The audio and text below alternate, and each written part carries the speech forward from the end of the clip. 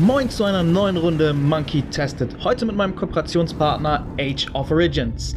Age of Origins ist ein mobiles Tower Defense Strategiespiel, in dem du die Rolle als Kommandant übernimmst, der gerade die Stadt in einer zerstörten Welt übernommen hat.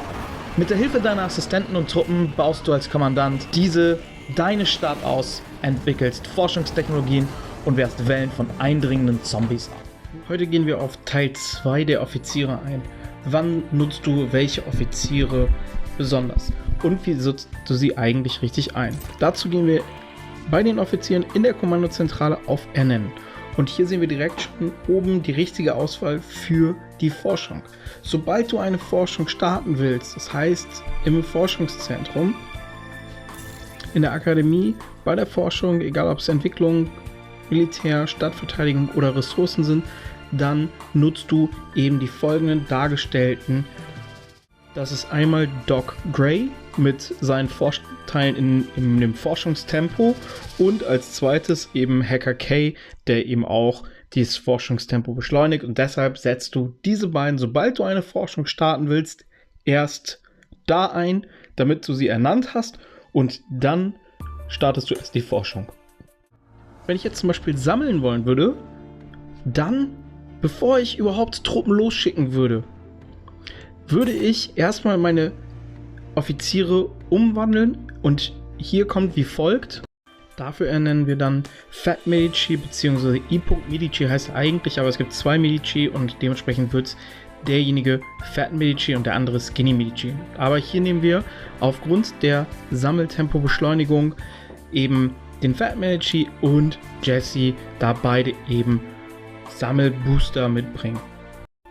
Natürlich ist neben dem Sammeln und dem Forschen auch unfassbar wichtig, dass wir unsere Basis weiterentwickeln. Und damit das auch wirklich erfolgreich ist und wir eben, wenn wir sowas sehen, 4 Tage, wollen wir natürlich gucken, dass wir das so weit und so gut wie möglich reduzieren.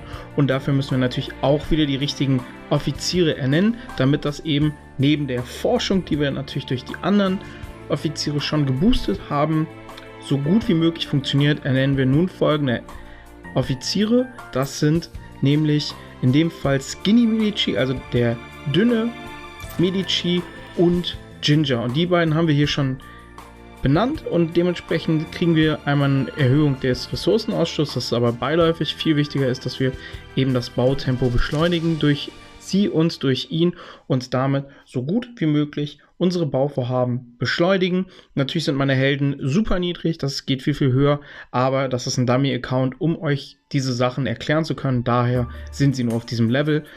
Je weiter ihr kommt, desto länger sind die Bauvorhaben, desto größer ist natürlich auch so ein prozentualer Effekt. Vorher ist eure Allianz viel, viel wichtiger durch die Allianzhilfen. Und wenn ihr dann natürlich auch eure Truppen verbessern wollt, dann ist das auch wichtig, egal ob ihr jetzt in der Kaserne oder in der Fabrik eure Truppen produzieren wollt, wollt ihr natürlich so effizient wie möglich sein, und dafür ernennt ihr natürlich dann auch wieder die entsprechend richtigen, immer bevor ihr einen neuen Batch an Truppen, also eine neue Anzahl an Truppen produziert, dann geht ihr auf Ernennen, und das ist diesmal bei Strategie und nicht bei Direktor. Dort wählt ihr Lorraine aus, denn die hat auch die verbesserte Rekrutierungstempo, und Sergeant Barney, denn auch der liefert das. Meine sind wie gesagt super schlecht, weil die auf einem sehr niedrigen Niveau sind, als ob ich das Spiel nahezu gerade erst gestartet hätte, damit ich euch das alles zeigen kann.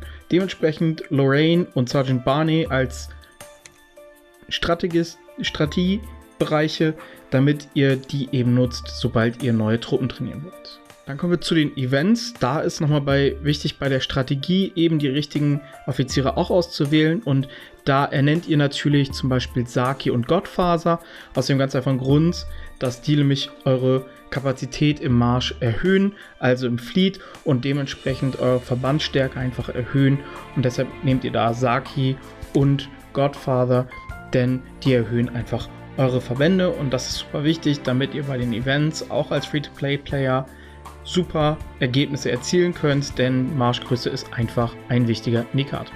Ich hoffe, ich konnte euch damit so einen Einblick geben, wann ihr welche Offiziere bei den Direktoren und im Strategiebereich natürlich auch entsprechend wählt.